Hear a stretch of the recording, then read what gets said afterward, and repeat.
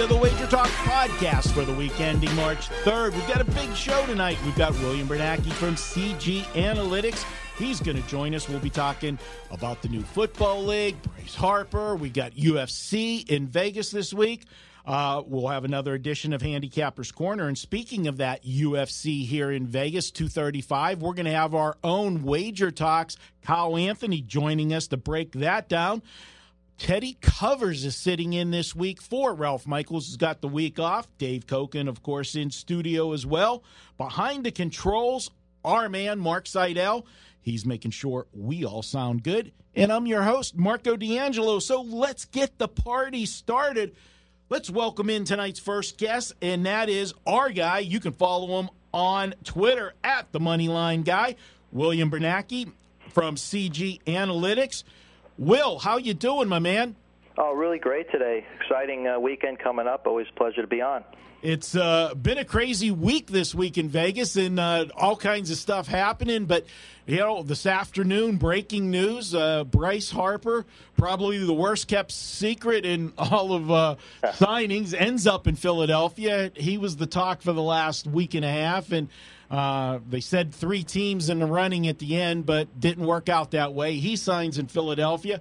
Will, the market pretty much already thinking that way with Philadelphia, so we've already seen the adjustments, so to speak?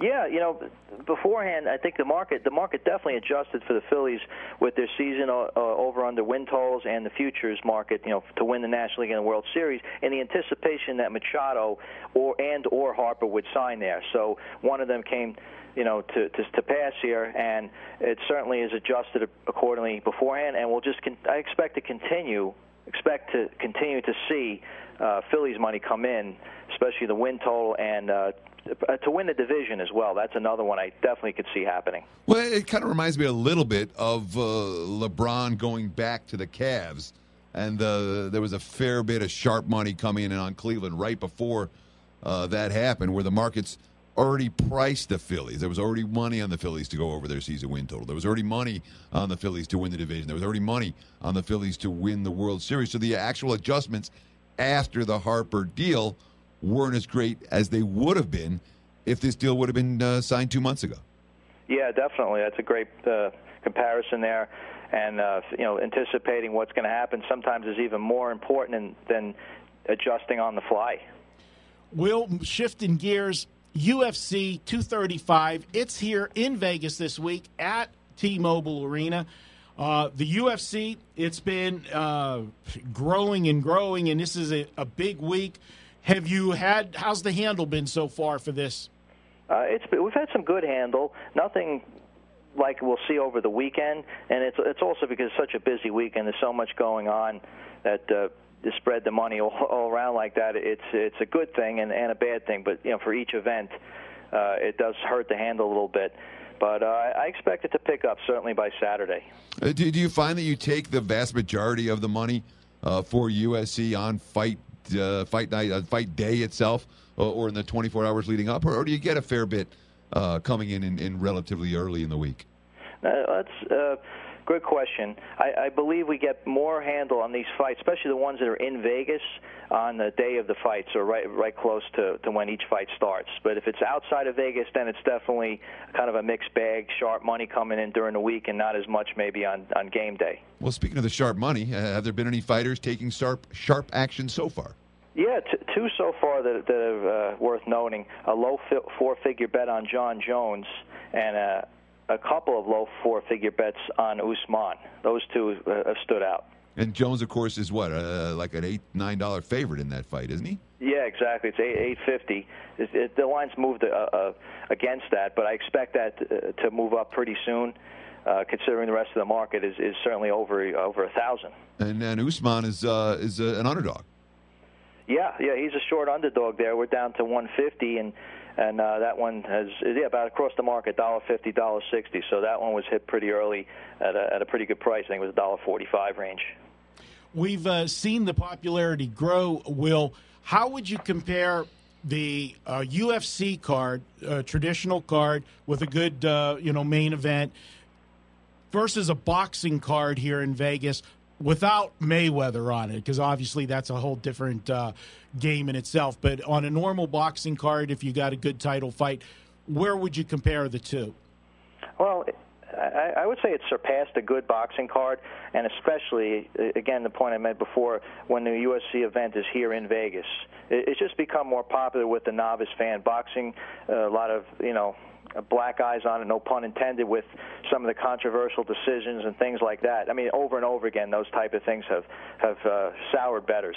Yeah, UFC, not as many controversial decisions, right. Although they can and do happen. Of course, we all live in Las Vegas, and the big news in Vegas this week was the Golden Knights and making the biggest deal at the deadline, bringing in Mark Stone, a legitimate playmaker for a team that needed a legitimate playmaker on the offensive end. With that signing, what adjustments did CG make on NHL futures, and what are you seeing in terms of the betting handle on the Vegas Golden Knights right now? Well, the Knights are plus 400 to win the West. I believe it was 500 about 2 weeks ago, so nothing crazy there. And actually, to win the Stanley Cup, they're 12-1 now. They were 10-1 on February 8th, so we've seen that actually go up a bit. But I just think that's more about performance, recent performance, not counting that Dallas win the other day. But they've struggled lately, and other teams have picked up the pace. Now that the trading deadline is done, have you seen any significant bets come on any other teams now that we know what we're looking at the rest of the way? Not any of the teams that were heavily involved in the trade deadline. We've just taken a couple of a low four-figure and a couple three-figure bets on the Lightning. Bettors continue to hammer them. It's needless to say, the NHL just doesn't carry the popularity other sports do, but bettors have certainly been on the Lightning, betting them in game by game and the futures. They've been a very popular play, and they're right now our biggest liability. So we're just about to enter week 4 of the Alliance of American Football season, and I know they got a pretty good hype and pretty good handle week 1. I thought week 2 also, from the reports I was hearing, was that bookmakers around town were a little bit surprised at how much AAF money they were getting. Well, now it's 3 weeks in. How was the handle last week in the AAF, and how'd CG fare with the 4 games? Well, yeah, Teddy, I'm going to go day by day here because this will make more sense out of it.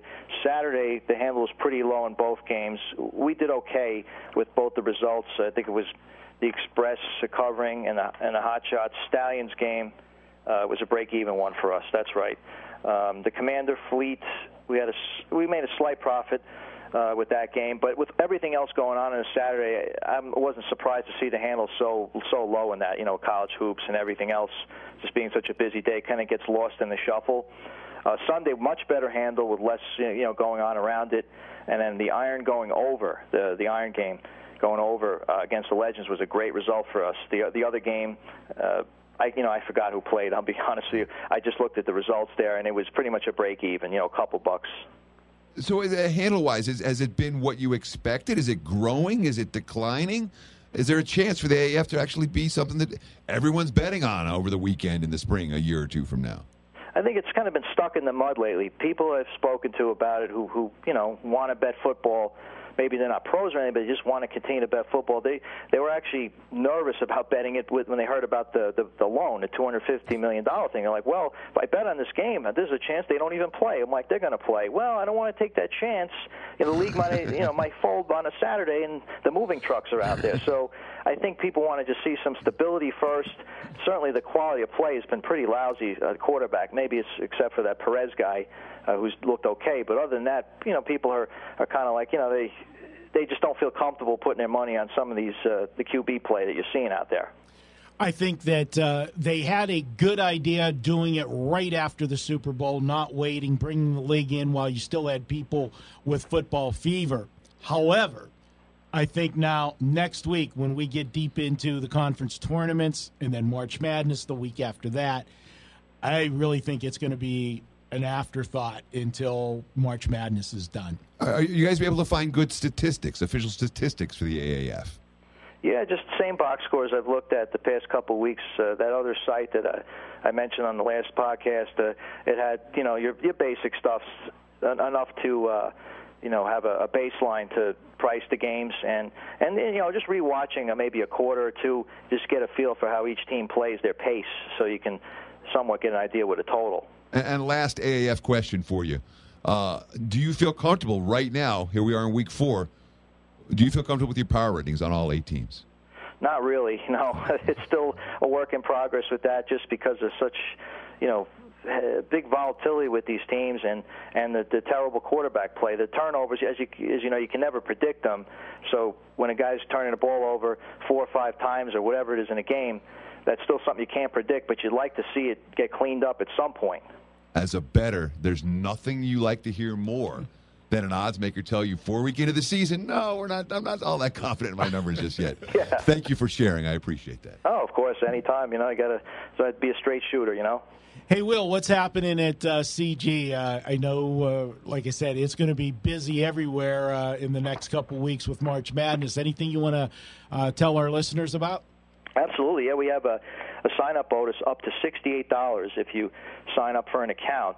So make sure you can get up to $68, and there's a few things that apply to it, but we tell you that at the book, and it's a great deal. You download the app, sign up for an account, and the best thing is shop for the best lines with us, and that's really how the pros bet. And I believe you got to do that with us, especially with March Madness coming right around the corner, and all those games, those start times, and they can be tricky. And if you have the app, you don't have to worry about it. But if you don't, good luck waiting in line when it says 203 tip, and it starts at 201, you get shut out. And I'm telling you, conference tournaments and the big dance both, there will be multiple games decided by half a point. When you have the app and you have the outs, you're going to win more of those games by a half point instead of losing them. I encourage you. The CG app is on my phone. I know it's on your phone, Marco. We've got a lot of them. I have a whole a whole folder of all of my apps for every place around town. But we can't get the $68 because we already signed up. We did. It's only for new signups. Yep, new accounts. Yeah. And speaking of new signups, here's something that, we're here in Vegas, but a lot of our listeners to the podcast aren't in Vegas. But this is when they come. This is the time of year they come. Exactly. This is the second. Super Bowl, March Madness are the 2 biggest events as far as travelers to Vegas for sports. And the books are going to be crazy. You don't want to stand in those lines. And they don't realize you don't have to be a Nevada resident. You just have to be in Nevada. Come to town, wherever you came from. It takes as much time as to go up and make your first bet or two. Just get the app, open it up, put money in it for the weekend. You can party wherever you want. You could be at the pool watching the games in a cabana watching March Madness, and you can be making your bets. When you're ready to leave town, just go and empty out the account and head home. Makes it very easy. That's something I always tell everybody about the apps, and you'd be surprised how many people don't realize that. Oh, not only that, and it's funny, this actually helps in relationships, too. You bring your wife and girlfriend out to Vegas, and what's the last thing you want to have happen? Be at the sports book waiting on long lines. This way you avoid that, have more time to spend with the lovely lady, and everybody's happy. You know what? That's the first time you promoted it that way. I think you should do that all the time. Save us guys the hassle. And Absolutely. I'll be saving all these relationships. I'll have a new profession. There you go. Yeah. Dr. Will. All that being said, where does every guy want to be? He wants to be sitting in the sports book. Right. I tell my wife when March Madness comes, I'll see you in April. Right. Yeah. So, all right, Will. Hey, as always, great stuff. We appreciate you being a part of the show each and every week. We will talk to you next week. I'm going to be out of town. I'm hitting the old spring training, so we'll have somebody else in office, or maybe we will take a week off. I will let you know as soon as we decide that next week. Well, sounds good. Have a safe trip and have fun down there. I'll actually be down in Arizona, see some spring training games in about 2.5 weeks. All right. I'll try to scout out some good hot spots for you when I'm out there. Sounds good. At the Moneyline Guy on Twitter.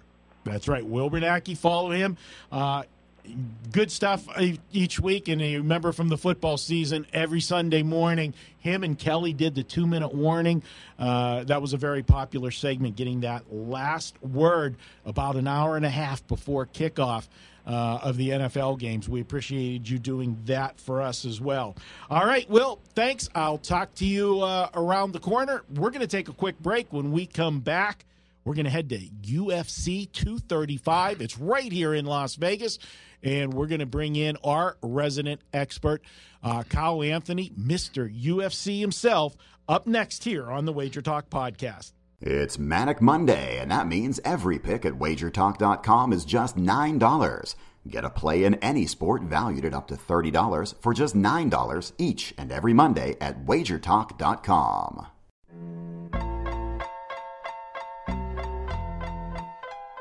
Welcome back to the WagerTalk Podcast. I'm excited to have our next guest. It's UFC 235 in Las Vegas at T-Mobile Arena, and we're going to bring in our own resident expert.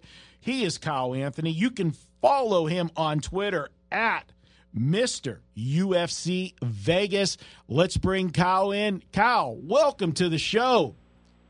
Hey, how you doing? Excited to be here. Excited to talk some fights and get some winners. Yes, I know you've done Prez's Morning Joe and the Pro, and anybody that's seen one of those with you and Prez, we know that Prez has a man crush on you, but they may cringe, I think. Yeah, I know the 1 week that I was on there with you, it was very uncomfortable. Oh, it's always cringeworthy. Yeah. But you do your own podcast, Kyle, and tell our listeners where they can find that each week. Yeah, it's on YouTube, Kyle Anthony's UFC Betting Show. Again, you can find me on Twitter at Mr. UFC Vegas. And really my show, I do every Thursday, Friday or Thursday. I put the show out, I do prediction show. I give a bunch of free plays, some prop bets. And really, even after that, I like to, on that Sunday, the day after the fight, is I do a bet review show. I go over everything that I had talked about, and I talk about the play that I had for purchase on WagerTalk. So I really kind of go over everything. I love transparency on everything that I offer. So that's really the entire show, Kyle Anthony's UFC Betting Show. All right, good stuff, and I highly recommend it. For a guy that doesn't know anything about UFC, I'm not going to pretend that I do, but I will associate myself with people that do, and that's the way you win. And let's start right at the main event. It's the light heavyweight title. We got defending champ Jon Jones, minus 850, big number, facing the challenger Anthony Smith, getting back right now, looking at about plus 510. How are you seeing that main event? Well, the numbers are crazy, but I'll even kind of tell you why it's worth talking about. But Jon Jones, he's a world-class fighter. He has been at the elite level for a very long time. And Anthony Smith is really kind of a journeyman that has really blossomed over the years. And Anthony Smith is 31-13, but out of his last 7, he's 6-1. And out of those 6 fights, he has 6 finishes, 5 of them being by knockout. And he knocked out a couple past champions. He knocked out Rashad Evans. He knocked out Mauricio Shogun Rua brutally. And most recently, he beat Volkan Ozdemir, who Volkan Ozdemir was a title challenger against Daniel Cormier. He ended up choking out by rear naked choke Ozdemir in the 3rd round. It was a great showing. But the thing here, obviously, is what Jon Jones can do. And Jon Jones, they're both actually 6'4", but Jon Jones has an 8-inch reach advantage, and he is fantastic at utilizing his length, his range, great at distance control. He's got, and the big stats here is he's got the most wins and the most finishes in the division. So he has really got everything really locked down when it comes to this division as a whole. Great energy management. And the only thing, if anyone is even looking at betting Anthony Smith, would really be is Jon Jones overlooking him. That really would be the only thing. And to me, I don't really see that. And really on the betting perspective side of things, you take a look at it. Jon Jones obviously is minus 850. That's pretty crazy number there. I do believe Jon Jones get this victory. But I think the play on this fight is really the method of victory. TKO KO is a minus 105. So if you're even looking at the point of a 5-round fight, that is really going to be a tough fight. But I believe this is a late-round stoppage for Jon Jones. I think that he's going to kind of wait it out. Anthony Smith is talking about he wants to come forward quickly. I think Jon Jones kind of sits back and wait a little bit and then picks him apart later in the fight, even submission is plus 170. So you get away from that 850. You find value at the TKO or KO. That's kind of where I believe this fight's going to be headed. So minus 105, the method of victory is probably where it's at. So John Jones at minus 850, minus $9. We're talking a big favorite, and not a dog that you're necessarily attracted to in the Anthony Smith. That being said, I know there are some fights on this card that you do see value in the underdog. Who do you like at an underdog price on Saturday? Yeah, so one of them, another main card fight, is between Ben Askren, who's 18-0. He's minus 250, against Robbie Lawler, who's 28-12, and he's plus 205. So Ben Askren was traded, which is the first time that's ever happened within any mixed martial arts organization. He was traded from an overseas organization, won championship for Demetrius Johnson, and the trade happened. This is his first fight, Ben Askren, in the UFC. He's an Olympic wrestler, an All-American wrestler, and obviously stylistically, he's looking to wrestle. He's looking to get you to the ground. And really for him, it's always been he gets you once to the ground. That's a lot of times that's going to be the end of the fight. He's able to ground and pound, get a submission. But on the other side of things with Robbie Lawler here, Robbie Lawler is a former welterweight champ. Over the last 7 years, he has probably fought some of the most elite guys in the division. He's got big KO power, and he loves to go to war. But the thing that's going to be the biggest is his takedown defense is spectacular. He has got a great sprawl. He's been able to really, not only when an opponent comes in, but he makes them pay. So in here, I don't really see what Askren's going to be able to bring to the table, because if he gets him to the ground, it's possible that that's where this is going to go.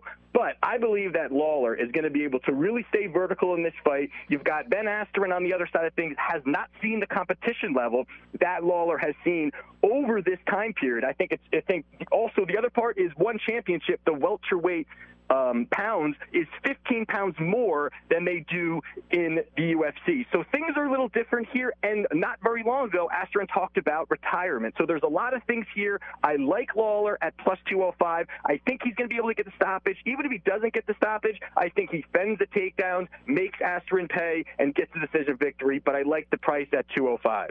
Nice dog there.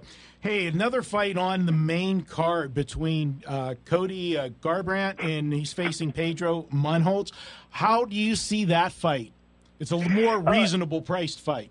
Yeah, this fight here. I mean, Cody Garbrandt was a past champion. He's got KO power. He's a wrestler, but kind of has fallen in love with his boxing. I think that there's a lot of great things that he does there. He ended up beating a past champion in Dominic Cruz, but then he lost 2 fights in a row against TJ Dillashaw, who is the current bantamweight champion, and that has kind of pulled his price down, and that's kind of forced. I think in another position here, I think that Garbrandt's price would be higher, but coming off 2 losses and Pedro actually having a couple victories here against 2 guys that were not so great. I mean, Brian Caraway, I'm not too impressed with him. He struggled in times. And then you've got Brett Johns, who is pretty unimpressive to me. So here I think that Pedro is not going to be able to get him to the ground. That's where he's going to be looking to go. But Cody Garbrandt has 100% takedown defense. He has never been taken down in the UFC. And Pedro's going to be looking to push forward and get the takedown. And I think when they're going to stand in the middle and it's not going to get to the ground, I think that's where you're going to see Pedro just does not have that volume, does not have that output to really out-punch, out-box, out-strike Garbrandt over 3 rounds. I like the opportunity here for him to go out there, box, get the victory. The price on Garbrandt is minus 162. Pedro is plus 148, but I think that Garbrandt goes out there, and I think he puts on a good performance. So let's talk about prop bets, because there's so much to do in terms of sides, which fighter you like, which fighter you don't. But I know a lot of pros spend a lot of time betting the propositions in the UFC. What are you looking at for this week's card? I think that the fight I was just talking about, I think, is where one of the best prop bets is. I do like, again, the John Jones, the minus 105 for TKO KO, getting away from the 850. But I think in this fight with Garbrandt versus Munoz, I think that it's going to be Cody coming off of 2 losses, and he knows this is an extremely, extremely important fight for him, and the fact that all Pedro is going to be looking to do is try to get the takedowns. I think it's going to be a lot of a stalemate and a lot of just the standing and striking. And I like the fact here that going to the distance. Will this fight go to the distance? You've got no is minus 225. You've got yes at plus 185. I think a lot of people are thinking because Cody Garbrandt has shown that he has a weak chin or that Cody can knock you. I think he's going to play very, very calm. And Pedro, low volume. I think it really adds up to a decision victory for Cody. So I like Cody on the one side, and I also like the fact of this going to the decision.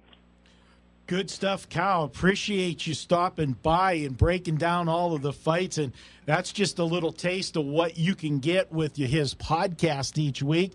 And when we got the big fights, Cal, we'll get you on here for a segment to break it down. The UFC, the popularity just continues to grow, and especially when we've got a fight right here in our hometown at the T-Mobile Arena. So I appreciate you stopping by. And again, follow him on Twitter. It's Kyle Anthony at Mr. UFC Vegas, and check out his podcast each week and his appearances whenever he gets with the Man Crush guy, the Prez. Check that out. Appreciate it. Good luck and enjoy the fights. Where are you gonna? You're gonna be at T-Mobile? Are you watching at home, or where are you heading? I always any pay-per-view when I'm throwing a party. I'm throwing a party. You know, that's the way I have to do it. All right. Well, sounds good. Enjoy it and cash a lot of tickets, buddy.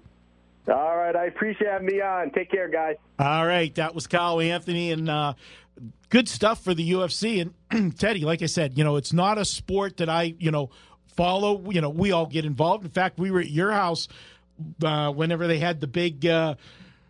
Mayweather McGregor. The farce of McGregor. Oh, that was no farce. It was easy money. It was easy money for us. I don't think there was anybody in the room. You remember that night? How round one, round two, there was a lot of money on Mayweather in that room, and the first two rounds it was a little bit tense. Before he took over the fight, he was just playing with them. But there was a lot of money on Mayweather in that room, dude. There was a lot of people in that room. Yes, and it was. There were a lot of people that made very big bets, much bigger than they normally make.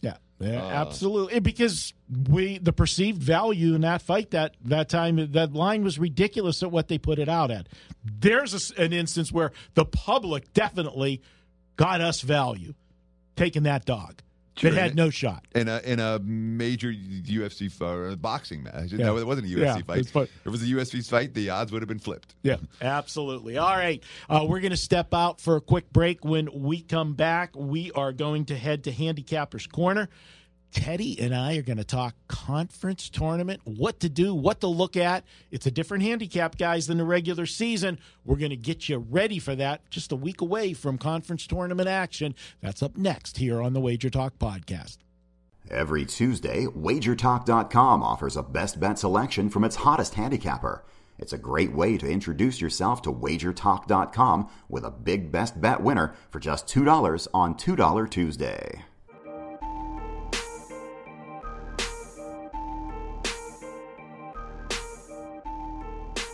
Welcome back to the WagerTalk Podcast. It's that time. It's Handicappers Corner. And since I've got Teddy Covers in the studio, we're going to corner him. We're going to debate some different things. Not debate. I want to get some of the things that Teddy likes to look at in conference tournament play. I'll share some of the angles I like to look at because I don't know for you, Teddy, but for me, conference tournaments is a little bit of a different handicap. It's a different handicap from the regular season. There's things that I do differently when I handicap them. And, of course, we get a situation that we don't get any other time of the year. Teams will play 3 and 4 games back to back to back. Yeah, and literally, the conference tournaments are so unique compared to every other part of the college basketball season that they deserve their own segment on this show because it is first of all conference tournament week, and it's about 10 days really that stretch over the one weekend and then into the weekend before the big dance is announced. In my mind, that's the single most profitable week of the year in college basketball. I'm in action every day, all night. The games start at 8 in the morning. They end after midnight, even here in Vegas. And there are so many opportunities that week that literally it dwarfs what you're going to find at the big dance. The big dance, you're going to get 63 games. Right. I don't know 65 games. In the conference tournaments, you're going to have 65 games every day. And they're good bets to make. So there is a lot to talk about. When you look at these games, for me, Teddy, the first thing that I look at whenever I handicap a conference tournament matchup is I look to see what the previous meetings were. And I love the conferences that are not so big that they only play once a year. I like to look at the 2 meetings because you get some unique situations. You might have, one team wins both games, and then everybody's going to come in with it's so hard to beat a team 3 times in the same season. We've seen that hasn't been the case. You want to elaborate on that one at all? Oh, yeah. The good teams win. The good teams do beat them 3 times in a season. If they meet up again in the big dance, they'll beat them 4 times in a season. It's not necessarily about how many times they're meeting or the fact that one team dominated them twice and then bang, all of a sudden the third meeting, then the other team's supposed to suddenly get great. The first thing I look at in conference tournaments is the very first thing I look at, preseason expectations. I want to know the and specifically there's a profile I'm looking for. I'm looking for the underachieving team in the regular season for whatever reason. Might have been injuries, might have been attrition, might have been bad luck, might have been, they had this one stretch in February where they just couldn't, or in January where they couldn't get anything done. But a team that for whatever reason underachieved compared to what they were supposed to be doing, that is now healthy and focused on the task at hand. That's the number one thing I look for. The number 2 thing I look for is the disinterested favorites, and you'll find a million of these if you look particularly in the major conferences. The old joke, Roy Williams would have his tee time set for Saturday, where North Carolina didn't care about playing in the conference. Tom Izzo, how many Big Ten titles does Tom Izzo win?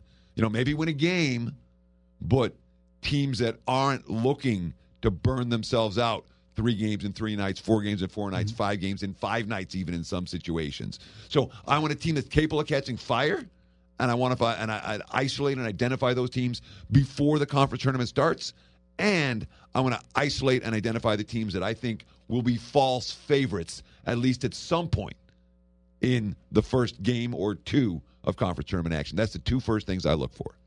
Going back to a team that wins both meetings, one of the things I look at, Teddy, is if that team that won both, if they won the first game big, easy, 15 points or more, easy, comfortable win, and then in the second meeting, maybe they were back at home. They won a game on the road, now they're back at home for the second meeting, and they just get by. The public will look and say, they've already beat them twice. It's hard to beat the 3 times. And then look at that last game. They almost lost, so they'll want to look to the dog in revenge. I look at it totally different. I think that the fact that they blew them out in the first meeting, maybe in that second meeting, they might have come in a little fat and sassy and looked past them. So you need to look at who did they play the game before and the game after as well to see if there was any situational things that might have distracted a team when you're looking at the previous results. Sure, that makes a ton of sense. You saw earlier we were talking about teams like that. Right.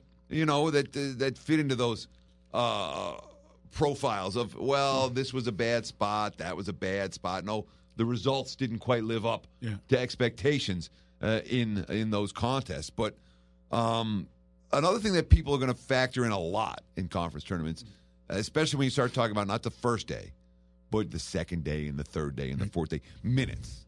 The teams that have depth will get market love that the teams that are limited in depth don't necessarily get. And sometimes I think the depth issues are a little bit overrated. When you get a team that's clicking and they're on a roll and everybody played 35 minutes the first day and the 2 guys played 39 minutes, I'm not scared about betting them the second day. We're talking about 19-year-old legs. We're not talking about old guys like us, Marco. And when there are big things on the line, like a big dance bid, very different than how you're going to approach the one bid leagues versus the multi-bid leagues in these tournaments. Absolutely. And I guess I should have said that right from the get-go. But in the multi-bid leagues, there are all kinds of good stuff to do. Absolutely, and that's because where the favorites don't care. That's where you'll find the situation, like you said, a coach, doesn't care about getting to the championship game because then you don't have anything left when you get to the big dance. Sure, and whereas in the one bid leagues, I don't mind the team that the guy played 38 minutes, everyone played 38 minutes the first game, and everyone played 38 minutes the second game. Guess what? If they're the best team, they'll find a way in the third game, and you see it all the time. And here's one that I'm going to give you, Teddy, and I've used this one for years, and it's one of those myths that the public automatically goes the other way, and the value is there. You're going to have the conferences where the teams will have a bye the first round. They don't play that opening game. So then they'll be coming in on the Friday, and they're the fresh and rested team playing a team that played the night before. The public loves to take that rested team because, one, it's the higher seed, and two, that other team played the night before. Well, you know what? Those teams that played the night before, they're going to be the dog the next day. That's, because they're the worst team. That's why they were playing the day before. And they will be generally getting that little inflation in the number, and you might get those disinterested favorites that just come out that first game and just get by because they know they can beat that team. I'll take those inflated dogs that have a game under their belt. Butterflies are gone. If they're in an arena that they don't normally play in, sight depths are different. And that's a huge key. Yeah. Butterflies are gone, and you've got your shot set. Yeah. That is a point I think is an excellent point, one that I can agree with you about. What I can't agree with you about is you keep talking about the public. What does the public have to do with college basketball? Nothing. The public doesn't move a college basketball line. Not even when Duke plays North Carolina, the public doesn't move a college basketball line. So they have zero influence on the point spread. Why do you keep bringing them up? Well, I bring the public up, Teddy, because I like to think how I think the public perceives the game. And the public loses more than they win. We know that. That's a fact. And if I can, they say follow successful people, surround yourself with successful people, you're going to be successful. Well, if I can think how the losing people think and do the opposite, that's going to make me successful. Oh, for the NFL, it's a beauty. I'm with you in that conceptually. But in college basketball, I personally have never had any success backing the public, fading the public, betting with the line moves, betting against the line moves. The wise guys are the ones who are moving the numbers. And the wise guys, half the times, they're betting some algorithm. They're betting 86 games and hoping to go 46 and 40 that day. And literally, I don't worry about that stuff. You can spend so much time worrying about non-factors, and in my mind, that's a complete non-factor. But here to give you the debate, you have to agree with the fact that the lines maker is going to make the rested team. In the NBA, a rested NBA team is worth a point to a point and a half versus a non-rested team, that they're going to do the same in the conference tournaments when they're setting the numbers, when they're bringing them out the next morning. But again, when we say the markets and the lines makers, how many books are posting numbers? When you talk about these conference tournament numbers, believe me, you got to wait till the next morning. Yeah, you're waiting like a hawk. And there's basically one or two books that are going to set the line for the world, and everyone else is going to copy. Yeah, and the markets will jump around like crazy for about 10 minutes or 15 minutes. And then that's what the lines are. Yeah. So the big adjustment comes from the bettors, not from the bookmakers. The bookmakers are looking at their Pomeroy rankings, and that's what the Pomeroy numbers, and the Ken Pom sets the line basically for every game. The advanced metric numbers do it, and has very little to do with that public perception. One thing that I do with it, you talk about the being on the floor. And playing that one game so you don't have the butterflies are out and you have your sight lines down, all of that. And I love those spots. One stat that I'm always interested this time of year, free throw shooting. Yeah. Especially when you're laying points. And it makes who's going to get the free. It's not necessarily the team's aggregate free throw shooting. It's who gets the ball at the end of the game. Are those guys capable of hitting the free throws you need to cover these point spreads? Because there's going to be a lot of games during conference tournament week that come down to, are they going to hit free throws or not? And I want to know that going in to I can make an educated wager or not. Yeah. Last two things that I like to do in the conference tournaments is teams that advance ugly. Somebody will look and say, okay, you've got the two teams that advanced from yesterday, and now they're meeting. The one team was in a dogfight right down to the wire. It was decided in the last 30 seconds. The other team was in a 20-point blowout. perception obviously would be, wow, that, the team that won by 20 had it easy, the other team had the tougher game. I like the team that had the tougher game because, again, it gives you that another element of experience. They experience being in a tight game, being down to the wire, knowing that they can make those clutch shots with the pressure on, as opposed to the team that's blowing everybody out and hasn't been tested yet. I give the edge to the team that's already been in a dogfight because they've been there and done that. I think it's a little bit of an experience advantage moving into the next game. I don't disagree with that. It's not one thing that I'm looking to do that's kind of a corollary to that. The team that won by 20 because they came out in the first half and hit 11 of 13 3-pointers. Yeah. And then for the game, they end up, 16 of 27 from beyond the arc. Yeah. It's difficult to repeat the exceptionally hot 3-point shooting efforts from one game to the next. So I'm with you in the concept of in conference tournament play, sometimes I want to fade the team that was raining threes the day before and won very easily. All right, good stuff. Unless you have anything else to add, any other points? I pretty much covered mine. I mean, there's so much in terms of nuance, and that's the whole thing with conference tournaments. I mean, there are so many more games. Here's the point I want to make, and it's I don't try to learn a conference that I haven't backed all year during conference tournament week. If I've been following a conference and have an idea of how good some of these teams are, and it's a conference I'm familiar with, and I'm familiar with the history, those are the conferences I'm getting involved with. But, I haven't done anything in the MEAC this year. I'm not going to suddenly start trying to pretend I'm a MEAC expert and, this is what I know about Bethune-Cookman. Or, it's just if you stay with what you know, there's definitely money to be made. And remember, the point spread, they really will be largely set on these season-long power ratings. The full season numbers, the Ken Palm numbers. So when you can find a team to ride just for 2 or 3 days, give me a couple wins. The power ratings will never catch up with them playing an improved level of basketball. And there was, I don't remember. I'm sure there's a million more points. There's a million, and you want to look at a team that, as you said, somebody that got all their stats at the beginning of the season. Started the season out, 21-5, and then went 500 down the stretch. Maybe they have some injuries that made them not the team that they were, or vice versa.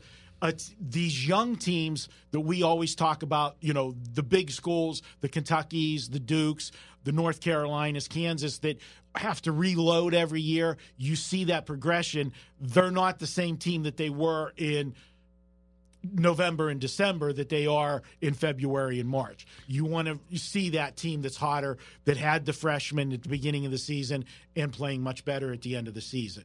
Yeah, I mean, there's one thing there's one last point I want to make. Sure. Maybe there's 5 more because I keep thinking of things, but the one thing that it's when it comes to in-game wagering, and this is so key for conference tournaments, the bad teams are going to have a glass jaw. They're not going to be able to take a punch. When they're done, the team that's 11-18 and isn't going to get a bid anywhere, and this is going to be their last game of the season, once their opponent makes a run, it's over. You know what I mean? So if you can, in-game wagering, if you see it, bet it. Because, this game was a 6-point game, turns into a 19-point game in about 2 minutes when that happens. And it will happen over and over and over again, especially with that first group of games with the very worst teams. The teams that are done, they're done, and you can stick a fork in them as soon as things start to go south. They cannot take a punch. That's a good point, Teddy, and we'll close on that one. You actually agreed with me on something. I agree with you on something. That's a great way to close it out. Yeah, exactly. Let's end the segment quickly. Because that doesn't happen often, does it? I agree with you to end the segment as well. All right, guys. Hey, we're going to step out, quick break, and when we come back, it's going to be the weekend preview up next here on the WagerTalk Podcast.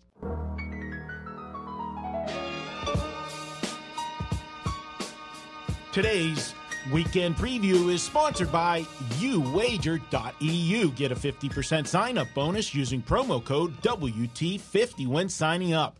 This offer is exclusive to our WagerTalk listeners. All right, guys, we're going to head into the weekend action. Going to start it off Friday night with an NBA game, and this will be the one all the eyes are on. Milwaukee at the Lakers. You got LeBron. You got will the Greek Freak be back for Friday night? That'll be factored in to the line. I'll start with you, Teddy, on this one. Milwaukee, hottest team in the NBA. Do they continue to roll? Well, the Lakers are the bet-on team for me right now. The markets have thoroughly devalued L.A. Obviously, they didn't play their best ball in that 2-game road trip prior to beating the Pelicans earlier in the week, and even in that game against New Orleans. No great point spread success. If you got the Lakers at the right price, you got to win. Otherwise, you pushed or lost, depending on what number you got in a game that they won by 6 and closed in the 5.5/6 range. But, this is a Bucks team that I do think is loaded. I'm a firm believer in Milwaukee. They're already 2-0 on this road trip, rallied from way behind to beat Sacramento last time out. But you're asking them to lay a price against a Lakers team that, A, has the best player in the game, and B, LA's hungry, man. LA's coming to play. I could only take the Lakers plus the points in this one. And again, I think that everybody wants the Lakers in the postseason. They'll find a way. So did you bet the prop on the Lakers to make the playoffs? Yes, I bet at a bad number. I bet it at Pick'em when it opened. And after the Lakers went 0-2 on that road trip, I could have gotten plus 300 on that prop. Yeah, it's come down. I think it's plus 150 or something. Sure. When you look at the teams ahead of them in the standings, it's not like the Lakers can't beat those squads. And Rondo was a difference maker the other night. Of course, there's one thing, and this is why I still think they might make it. I don't think they're a playoff caliber team, but and I'm really not suggesting that there's anything underhanded here. I'm not, because I know it's going to sound like that. But I think the NBA would love to see the Lakers in the playoffs for one round, especially if it's the Lakers against Golden State. Because sure, then that's you've got the first round series. LeBron against the Warriors, and it just wouldn't shock me if they find a way to get to the 8th spot. And one of the ways they could find a way is by upsetting the Milwaukee Bucks in this game. I'm not recommending it as a play, but I agree with your take on the game, Teddy. Yeah, and of course, there's also, I don't know if it means anything, but the All-Star game was Team Giannis against Team LeBron. And if you remember, Team Giannis had a big lead, and they blew it. And Team LeBron ended up coming back and winning and covering in the last 4 minutes. And I don't know if that matters necessarily, but, it's one of those factors you just want to bring up. Well, Dave, going to your conspiracy theory, there are a lot of people that late in seasons will bet games based on conspiracy theory. Well, they believe it too, and that they'll find a way. I'm not sure I believe it, but I just have a feeling it happens. And I can't disagree, because the Warriors are going to blow anybody out in the first round. So the only way to make that first round anything interesting is to have that pairing with LeBron. That's what would get you to tune in. These are your other choices: the Spurs, the Clippers, the Kings, or the Lakers. And the difference between the Lakers and Sacramento or San Antonio versus Golden State in the first round is worth a significant amount of money. And by significant amount, I mean 7-8 figures. That's a lot of money. That's all I'm saying. I can't disagree with anything you two guys have said on the game. I'm not sold on the Lakers. I watch it, and beating the Pelicans at this point, I don't know what the mindset of the Pelicans. Not exactly blowing them out either. Yeah, the mindset of the Pelicans right now, where's it at? New Orleans is playing hard. They've got 7 different scorers. They have a ton of offensive firepower. Julius Randle came back and said, I'm back in L.A., and he had a great game. And the Pelicans have been covering some numbers, even with Anthony Davis sitting out in the fourth quarter. So the Lakers don't play any defense. They just don't. They're just a bad defensive team. So, which is a problem against Milwaukee. Yeah, it does lend me to. I think maybe this could be. It's not going to be like the All-Star game, but you get the All-Star matchup, if you will. Might be a high-scoring game. Well, Milwaukee surely come off a high-scoring game in their last one with the Kings. For sure. I'm on the fence in this one, guys. This is one, though, that I will be watching because I think it's going to set up a play later in the weekend. I hope it's not a barbed wire fence. I don't want to see you on one of those. Yeah, you don't. Well, any fence doesn't want to see me on it. No. So, no, you're right. I'll take the shot before you guys do, because I know if you didn't, Teddy would have hit me like a sniper. Yeah, it's coming. Yeah, I got to be careful this week having Teddy sit in for Ralph. It's bad enough with Ralph doing them, but Teddy, he gets some good ones off. All right, guys, that's the Friday night matchup. Let's go to Saturday college basketball. I'll start with you, Dave. This is the marquee matchup of the weekend. It is Kentucky and Tennessee, and you know what? We've been treated, it seems like for the past month, every Saturday there has been one blockbuster game that we wanted to see, and it's round 2. It's Tennessee at Kentucky. They just played, week and a half, 2 weeks ago. Yep. And then Kentucky made a bit of a statement in that game. Yes, they did. Tennessee wants to make their own statement here. Here's the problem. And this is something Teddy and myself talked about on yesterday's the Las Vegas Sports Line prior to the game with Ole Miss that Tennessee played on Wednesday night. It's late in the season. It's a big game, and it's Rick Barnes. I'm sorry, you have not gotten paid on a regular basis backing Rick Barnes in big games late in the season, regardless of where he's been coaching. This goes back to his days at Providence College. Okay, he just doesn't win big games. They just barely escaped Oxford with maybe some help from the officials late in the game. Mississippi might have gotten homered on their own home court. The spot says, you're supposed to take Tennessee here. This is a top 10 team in a big revenge spot. It's their biggest game of the season. And that's, revenge. You're supposed to take Tennessee. I can't do it. I think Kentucky's going to find a way to win this basketball game. As far as you're talking about Tennessee escaping on Wednesday night against Mississippi, Kentucky did the same thing on Tuesday night.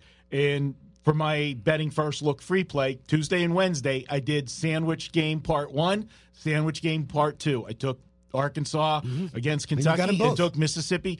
And, knock on wood, I've told you all year, Dave, these situational spots have been working. So now you got both teams coming in off of escaping with a win that, maybe they didn't deserve. So you're going to get focus, effort.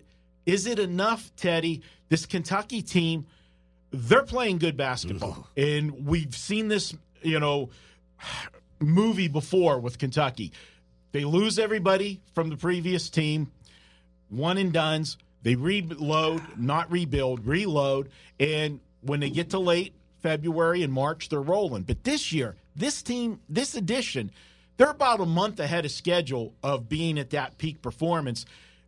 Is it enough for Tennessee in that home building to get the job done against Kentucky? I don't know that I want to step in front of the Wildcats right now. I know I don't want to step in front of the Wildcats because I watched the first meeting and they were the better team. And now, all the factors point towards, here's Tennessee at home, and here's Tennessee in revenge, and here's the undervalue. No, Tennessee hasn't covered up. The time to make money with Tennessee was December and January. There was money to be made. There was a bunch of money to be made with Tennessee if you backed them all January. They were a red-hot team. What have they covered? 1 point spread in February, 2? Yeah. And now we're in March. And you say, all right, well, the switch is going to get flipped. I mean, Dave nailed it. He's talking about Rick Barnes in a big game. Rick Barnes is not a big game coach. But you were talking about Kentucky and everyone graduates. But that was the thing that was different about this Kentucky team is that there is more experience than Coach Cal's had most years. And that's what makes this Kentucky team, in my mind, every bit as dangerous as Duke when it comes to futures. And the second Monday in April. Yeah, a little later this year. I actually like it a little later this year. Looking at this one, I have the line Tennessee going to come slight favorite. I got them probably 2, maybe 2.5 if you get the home. Sounds about right. Cooking. But I am going to make it unanimous. I'll be on the looking to the Kentucky side. And honestly, I think that if Tennessee comes to chalk, that we'll see Kentucky money. Yeah. Going to another game on Saturday. These are 2 good teams, guys. They're in a conference that just doesn't get any, they don't get the limelight. I mean, they're a lesser conference, but this Houston basketball team has played good all year long.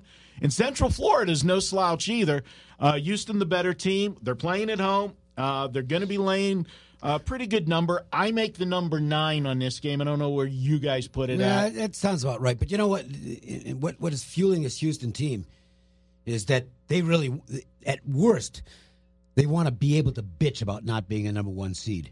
Okay, no, I'm serious. They want a number 1 seed. It's a prestige thing to them, and I think they're sold on the fact that they might not get one.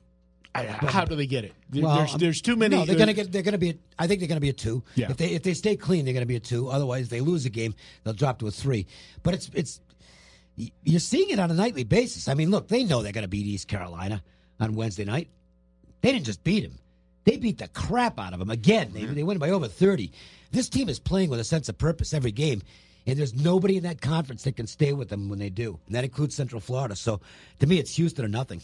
Yeah, I'm with you. I mean, again, you go back to that first meeting between these two teams, and it was pretty clear, wire to wire, Houston was the better squad in that game, and they won and covered on the road, and they weren't even particularly efficient on the offensive end. Not a great shooting night, 44% from the field, only 7 made 3-pointers for the Cougs in that ball game, but they protected the basketball, they won the battle of the boards, and they were the better squad from start to finish. I don't think that changes just because they're back on their home floor. And as you mentioned, Dave, the Cougars, even with the hype, it's not a ridiculous amount of hype, they've been covering numbers all year long. That hasn't changed even as the season has progressed. Well, what's carried this team? I mean, they're a good offensive team, don't get me wrong, but this team runs through their defense. The defense is downright nasty. Number 1 in the country, allowing 36.6% for the game. From 3-point range, they're only allowing 27.5. This is a team that shuts the other teams down, because generally when I would look at a rematch like this and the home team demolished the other team on the road already, I don't like to take the home team in that second meeting. But this team is just a complete team. And as you said, Dave, they're trying to make their case. I think it's a futile effort. There's no shot that they get a number 1. Yeah, but it's got them motivated. But it's got them motivated to do it, and they've won 12 in a row. So I'm not going to step in front of them. I agree. It is Houston or nothing. Maybe we get a little break on the line because Central Florida's playing good as well, but I don't think so. You're going to have to lay some wood here. It's a monster game for UCF, by the way. Absolute monster game for UCF, but I still don't.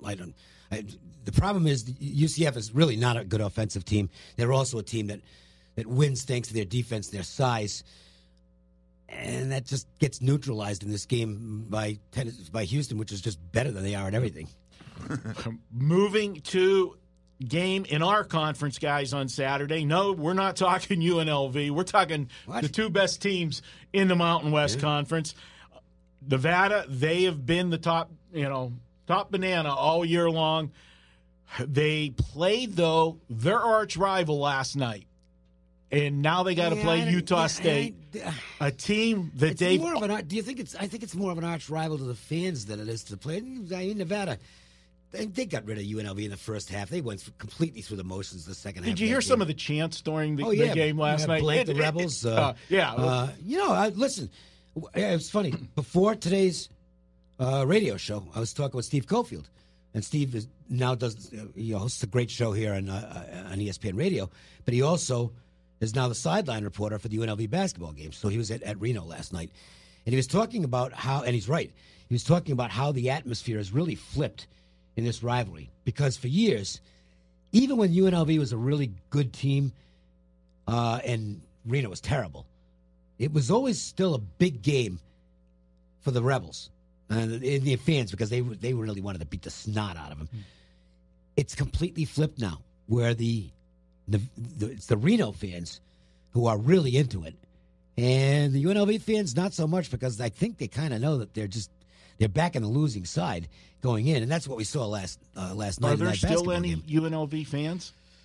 So, yeah. Yeah, I mean, there'd be more if they'd win some basketball games that mattered, but they can't. They're losing them by the season. We talked about it earlier in the week, much Dave. Fun to watch.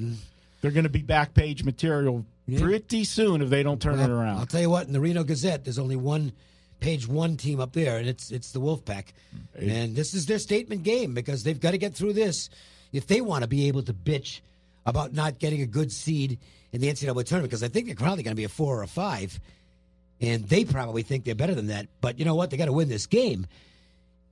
Petty, they haven't been as sharp lately, and I think we talked about this a little bit yesterday. Was that are they suffering from the old Gonzaga syndrome, not the new one, because Gonzaga's figured out how to master it. But the old Gonzaga syndrome was that they'd be great early on, and then facing one soft team after another in the West Coast Conference, they kind of lose their edge by the time the tournament rolled around. I kind of think Nevada might be going through a little bit of that. They've got NBA-level talent, playing up in Reno, and Utah State doesn't have any of that. Right. And they got one really good player. The first meeting between these two teams, the Wolfpack didn't play particularly, certainly not offensively. Utah State had a great defensive game. They held Nevada under 40% from the floor. They held them under 25% from three-point range. And the Wolfpack won by 23. Okay? So Utah State did everything they could do to hammer this team defensively, and it wasn't even a competitive contest at all. So, in my mind, Nevada, I think they're bored. As the teams that are elite in their conference get around this time of year. It's like, all right, let's get to March. Well, guess what? It's going to be March when the calendar, when second half of the UNLV game, Nevada was, I thought, clearly more focused on the next game. Yeah, and that's probably a good sign. Yeah, if you like the Wolfpack. Where do you guys put the number on this game? I've got Nevada 1.5. I think public perception, particularly since there's going to be betting on, especially in the Reno area, there will be a lot of betting on the Wolfpack in this game. I think it'll come a little higher than that. Yeah, I would think it'll come a fair bit. The first time, what was that number? Was it 9.5, 10? Yeah, 9.5 at home, but maybe maybe it is fairly short. See, to me, and this is me when I look at the rematches, and I like second meetings, and I know that if these two teams play 10 times, Nevada's probably going to win 8 of the 10. Yeah. I'll take the over. Okay, you'll take the over. But one thing we know, and this is the other side of the coin, this is the game of the year for Utah State. They are in the tournament. Forget the bubble. They're in the tournament if they win this game. You think? Yeah, I do. I think they've got a good chance to get in anyway, because they've avoided the pitfalls, and I know it's only San Diego State, but that was a really good win for them on Tuesday. I mean, they beat the snot out of San Diego State, which had been playing well going into that game. I think Utah State actually belongs in the tournament. I think they are worthy of an at-large spot, and a win here would be enormous for their resume. A loss, and then they're probably at least going to have to get to the finals of the Mountain West and hope that bids don't get stolen elsewhere. And bids will get stolen. Yeah, I know. That's the key. Every time you're putting this team in and putting that team in, you're forgetting there's going to be 6 upsets in the conference tournaments, and that's another 4 teams at least that you're thinking that aren't even in the mix that are going to get bids. It is worth noting Utah State has been dominant ATS in their home floor all season. This is a team that plays defense. You talked about it, that they put up good numbers defensively, but they still lost by 23 in that. It was on the road. For me, you got a good defensive team on a Saturday game, and whether, it's not the rivalry that it used to be, it was Nevada and it was UNLV. I look at this one. John Q. Public is going to come in here on Saturday. Look at where Nevada's ranked. Look at what the score was in the first meeting. And if this number comes where I think it's going to come, that Nevada's going to be minus 1.5 or 2, basically, we just got to pick the winner. Man, that looks awful easy to swallow on Saturday if you're the average Joe betting the game. And I don't like those games that look that easy. I like to take those hungry dogs that were embarrassed earlier in the year. They were held to I think that was their season low, the 49 that Nevada held them to. I'll take the shot with the home dog. I'm going with Utah State. I'll say one thing, by the way. This is the one coach in the conference that Musselman doesn't automatically outcoach. Craig Smith's done a phenomenal job this year at Utah State. Absolutely tremendous job. And they finally found somebody to make him forget about Stu Morrill. And from start to finish, this has been the 2 best teams in the conference. It's been a weak conference. Yeah. There's these 2, Fresno's then there's the next 2, good. and then the rest of the conference. Fresno, San Diego State, and then you put UNLV and Boise in the next group, and then, then there's garbage. I moved Colorado State ahead of Boise. Boise sucks. They're terrible this year, and Leon Rice has done an awful job with them. They haven't played motivated basketball, and boy, did we see that on Wednesday night as Colorado State annihilated them, smoked them wire to wire. And Niko Medved, just mark this down for early next season. Niko Medved's going to start getting recruits to Fort Collins if they can keep him, because he is a rising star, and Colorado State is going to start making noise in this conference. All right, let's go to the Sunday matchup, and we'll start this one with Teddy because we've got Michigan and Maryland. He's the Michigan boy. Yes. What do you think about your team here? Well, see, this is the beauty of it. All right, I'm no fan. All right, yes, I went to Michigan. Yes, I have a diploma from the University of Michigan somewhere in some box. I want to see it. Actually, I want to see it. I have it. It exists. I was going to say it's somebody else's diploma. But I haven't. You know, I fulfilled my requirements, and I still, to this day, consider it one of the hardest things I've ever done. Was graduating from U of M. All that being said, I got no love for this team. I could care less if they win or lose. And when you're a fan, you end up. There's 351 college basketball teams, and 350 of them are going to be mad. Okay, when somebody cuts down the nets in the second Monday in March, and the one fan base will be happy. Yeah. As a bettor, you get to be happy every day.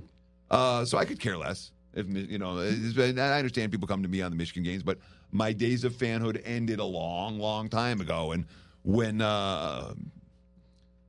Miss Robinson voluntarily took down the banners of the Fab Five, which was the last team that I loved. You know, last time that I was a fan was the Fab Five, and that was a team that every game, I cried when we lost to Duke, and I cried again the next year when we lost to North Carolina, and that was, that's the end of that. I've been in Vegas a long time. All that being said, I don't cry anymore when Michigan loses. I'm happy to bet against them, and in this game, I probably would. It's not a strong opinion here. Look. From a spot standpoint, it's a Sunday game, and that matters because Michigan plays a Thursday game, and now with travel to Maryland. But it's the emotional aspect of senior night for the Wolverines earlier in the week. And it's a Terrapins team that, again, they haven't necessarily been as good as some people thought they might be. The first meeting against Michigan wasn't pretty, where they didn't get a whole lot of good shots. And yet, at home, they're a different team. They are. They're very young, and that's not unusual for very young teams to play much better basketball in less than hostile environments. Dave, with Maryland being much better at home, and by the way, they played last night, and did they get caught looking ahead because Penn State? Well, I don't know if they got caught looking ahead because Penn State finally figured out how to start winning basketball games. Yeah, but you win one close game, and all of a sudden they've changed their whole mentality. They're playing now. Penn State was supposed to be a good team coming into this year, remember? And Chambers just basically was fired based on how badly they performed, and they couldn't win it. They just kept on blowing games. But Penn State, it's like Teddy just said, the switch went on in one game, and it's like, holy cow. After that Rutgers game, it was that game they blew to Rutgers, and they blew that game. They had it, and they let it go, and right after that, all of a sudden, it clicked. From then, they've been good. They're the team nobody else in the Big Ten wants to face early in the Big Ten tournament now. But they did get Maryland in a perfect spot. Coming off the Ohio State win and, traveling to, Happy Valley, and then, with this one on deck, a Sunday game, it's going to be, you're going to be on the spotlight, that's the Big Ten matchup, for Sunday, bringing Michigan in there. They play well at home, and as I've said, Dave, I think one of the reasons these teams, like Penn State, like Maryland, the traditional Big Ten teams, when they've got to travel to those locales, that's not a normal travel for the Big Ten teams. It's like when West Virginia's going to, Kansas and Texas and places in the Big 12. It's not geographically convenient. Right. And I think that this is a great spot for Maryland to bounce back. I can't disagree. In fact, I completely agree. And the other thing I'll throw into it is that you've got Maryland off a bad game, probably caring about this a lot. I don't know how much this. See, now we're at the point with Michigan where they're not going to be a number one seed. Okay, so that's out of the mix. They're not going to win the Big Ten regular season. So that's out of the mix. The conference tournament will matter because it's the Big Ten, and then the NCAA tournament. Where does this game matter? Right. I just don't know that it does particularly. And, in these late, this is something I do look for when really good teams are facing each other late in the season. Which one figures to want it more or want it less? And I think Maryland probably wants it more here. Though, if I'm making a case for the Terps, it's not going to have anything to do with the travel spot. To get from Ann Arbor to College Park, you're on a charter jet for less than an hour. It's not a tough. This isn't like you're traveling halfway across the country. It's it's probably a shorter trip than it is to get up to Minnesota, which is a traditional Big Ten power. It's a lot colder too. Where do you guys make this line? I was putting it maybe Maryland -1, but after last night, I think Maryland comes 2 maybe. I was downgrading it maybe to a pick 'em because of last night. As bad as last night's performance was. I think Maryland goes off a couple here. I know that, and that might be wrong. In which case, we have Michigan in play tonight too. They play tonight against Nebraska. They play Nebraska, and that's just to show up and win the game for Maryland. For Michigan, so I don't think that impacts anything. No, I think that we do see odds makers influence the number a little bit late in the season, based less on power ratings and more on situation. And I think they're going to adjust for a good situation here for Maryland and make the Terrapins a small favorite. If it doesn't come too much more than that, I will be on Maryland. I've got Maryland winning the game by 3 to 5 points, so I'm hoping it doesn't come more than 1.5 for me to get involved. Well, if it does, then you can always money line it, and find another good game to go with that, and make a little money line parlay and make some money that way. There we go. Anything you want to add, Teddy? Yeah, let's talk about the next game. All right, well, we'll do that. Let's head on to that next game. Segue. And we're gonna segue into the Rockets at Boston. Projected line here, I'm making it Boston -3.5, maybe 4. They're coming off a bad game last night to Portland. Teddy, what do you see here? I think the line comes shorter than that. I mean, the Celtics were 2.5 against the Blazers the other night, and they lost for the 4th straight time. And Houston's going to be power rated ahead of Portland. They are. But 2 impact injuries for the Rockets, and we're not going to know the status. At least I don't know the status right now in terms of Iman Shumpert and Kenneth Faried. And when Faried got signed, I said, this is I was talking to you, Cokin. Yep, that's right. And I said, this guy's going to be an impact player, and all he is the number 1 PER in the NBA. Yep. Since he arrived in Houston, he's been a huge impact player for them. Good hair, too. He is and his absence will be felt if he's out. Shumpert, they just picked up. Defensively, he brings something to the table for a team that needs a wing defender. But the Celtics are toxic right now, man. It's 0-4 since the All-Star break. And I understand that, the game against the Bucks, they covered the number. They were -10 against Chicago and lost by double digits. Were never in the game. They were +3.5 against Toronto. I'm like, this is the bounce back spot. I bet on them. They were never in the game, And what was really interesting in that game is second quarter, Raptors making a big run. And Brad Stevens just watching. There's no timeout. I kept waiting. All right, here's another steal and another fast break the other way. Stevens going to call timeout? No. You guys work through this. They've lost their last 6 with Kyrie Irving in the lineup. You wonder if there's some chemistry issues behind the scenes. I do not want to lay points with the Celtics. Anything for you, Dave? I'm not betting on a team with a guy who thinks the world is flat. All right. Well, though he came out later and said that he recanted his previous takes. Yes. The one thing I'll point out with Houston here is the Portland loss last night. That was the first game back home off of a 3-game road trip, and they did play the night before. So now they'll have their traditional, game in between. They play Washington tomorrow night. Then they have 2 days off till they play Houston. But after this Houston game, guys, you look at what they have coming up. This is a team that is going to need a win before they head out on the road because their road trip, they've got a 4-game West Coast road trip. Right after the Houston game, they go straight to Golden State. Then they have Sacramento after that, the Lakers and the Clippers after that. And I'm going to tell you, give guys I said it on a video we did yesterday. Circle this date right now, and that is the March 6th game at Sacramento. They're going to be coming off of Houston and Golden State in back-to-back games, and then they're going to have the Lakers on deck after that. Ooh.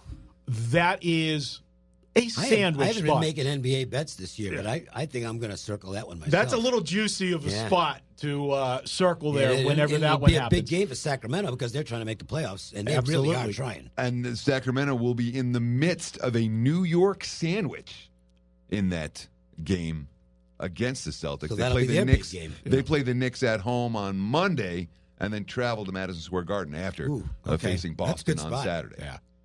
We'll put that one down as the situational play of the week when that one comes up. I'm glad I know I'm getting really old, but the mind hasn't gotten real fuzzy yet, so I can remember this one. and it's only next week, so it's not like 2 months from now. No, and if you down the road, if you forget it, Dave, you'll be getting an email from somebody that has it. They'll help remind you. Of course, I might not remember how to turn on the email. There you go. All right, guys. Well, this one I do lean to Boston. I want to see where the number comes, but I hope it comes where you say, Teddy, and I will be involved with that Celtic team at home. They desperately need to get the ship righted, and I think they can do it. I'm not 100% sold on the Rockets. They were back to full strength, though, now, and we saw first game full strength.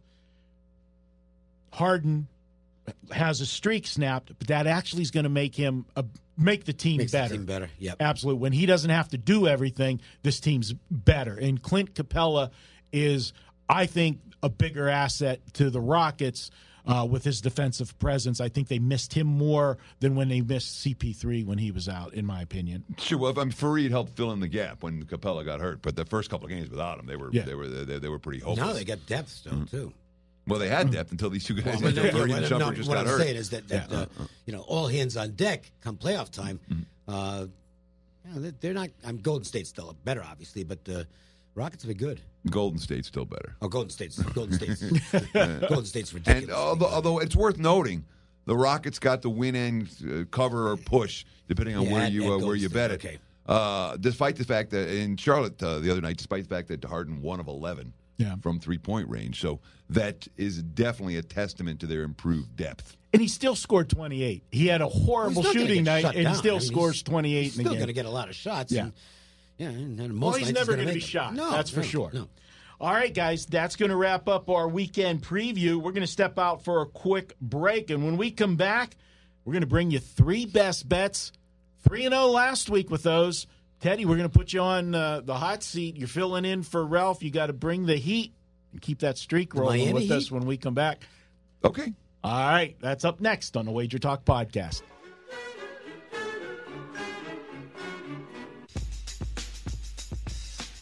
Welcome back to the WagerTalk Podcast. It's best bet time. We're going to bring you 3 of them. Let's see if we can keep the streak from last week rolling 3-0 with the guys. We're going to start with you, Dave. Keep it going. Where are you heading this week? We talked about this game, and I think it's a good spot. And we're looking for spots late in the regular season where there may not be a lot on the line between good teams because they know they're going. They know they're going to be dancing. But there might be a situational advantage, and I do think that is the case in the game we talked about between Michigan and Maryland. And I think the spot clearly favors the Terrapins. Maryland will be a small, very small home favorite. Maryland, either money line or against the spread, we'll go with against the spread to make it the official play on the Terrapins. All right, Dave says take Maryland on Sunday. Teddy, where are you going? I'm going to go to the Barclays Center in Brooklyn and take a look at the Nets on Friday night, laying 3.5 to the Charlotte Hornets. This Charlotte team came out of the All-Star break, and they beat Washington, and since that time, lost. One of those losses was a last-seconder to Brooklyn, 117-115. Short turnaround revenge. Yeah, the markets think that. That's why this price is so low. We're getting the Nets off a dismal showing of their own against the Wizards the other night. There was a lot of talk prior to that game, and it really concerned me, from Brooklyn saying this homestand, now we got to make money. Look at the whole entirety of it.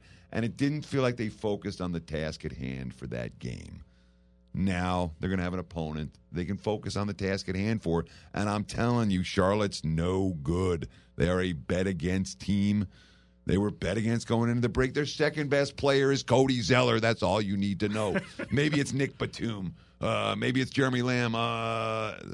Whoever it is, he's not a team that's any good if your second-best player is one of those three guys. You're debating which of it is. Kemba can play. Maybe they keep it close. I think the Nets win by 4 or more. Brooklyn, minus the 3.5 is my play. And we have a spread on this game, obviously, that is actually bettable right now as we record. I like that. All right. I can't say I disagree with you. I'm going to head to Saturday. We talked about Kentucky and Tennessee, and I think there will be a lot of people backing Tennessee in this game just because of the revenge. And these are, the two best teams in the SEC. They've been there all year. But I'll tell you what, I just think toe-to-toe, you match these two teams up. Kentucky is the better team. They play defense. This team can score. They can shoot the basketball. I just don't see Tennessee getting the job done. And as Dave pointed out, when was the last big game that that Barnes won for as a head coach? Well, Rick Barnes. When was the last time he won a big game? I'll take the over. I'm going to go ahead and take Kentucky as my best bet for this week. That's going to wrap up this week's show, guys. I want to thank our guest tonight, William Bernanke from CG Analytics. We also had Mr. UFC, Wager Talk's own Kyle Anthony, breaking down the UFC for us this week. Big thanks to Teddy Cover sitting in for Ralph Michaels. And also our buddy Dave Cokin in studio. Behind the controls, Mark Seidel, making sure we sound good. A big shout out to our guy in Detroit, Johnny Detroit. He makes sure that this podcast is available everywhere. You can listen to us, download the podcast on iTunes, listen on Spotify, Google Play, iHeartRadio, and, of course, last but not least, you guys, our loyal listeners. We wouldn't have a podcast without you. We appreciate you taking the time each and every week to tune in. I'm Marco D'Angelo. Until next week, let's cash some tickets.